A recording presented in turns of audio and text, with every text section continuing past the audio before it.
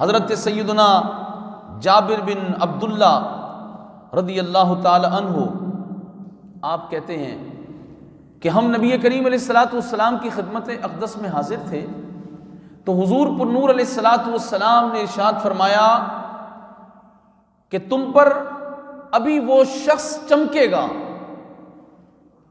کہ اللہ تعالیٰ نے میرے بعد اس سے بہتر اور بزرگ اور برتر شخص کوئی نہیں بنایا۔ حضرت سیدنا جابر بن عبداللہ کہتے ہیں کہ حضور نے فرمایا کہ اس کی شفاعت انبیاء کی شفاعت کی مانند ہوگی۔ جابر بن عبداللہ کہتے ہیں ہم حاضر ہی تھے کہ اتنے میں حضرت ابو بکر صدیق رضی اللہ تعالیٰ عنہ رسول اللہ کی خدمت میں حاضر ہو گئے۔ یہ شان رسول اللہ نے بیان کی کہ میرے بعد جو شخص امت میں سب سے بہتر ہے وہ ابو بکر صدیق ہیں، اور ان کی شفاعت کا عالم یہ ہے کہ جیسے اللہ تعالیٰ نے انبیاء علیہ السلام کو شفاعت کا اختیار دیا ہے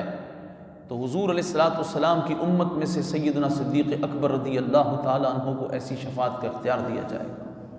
اللہ اللہ۔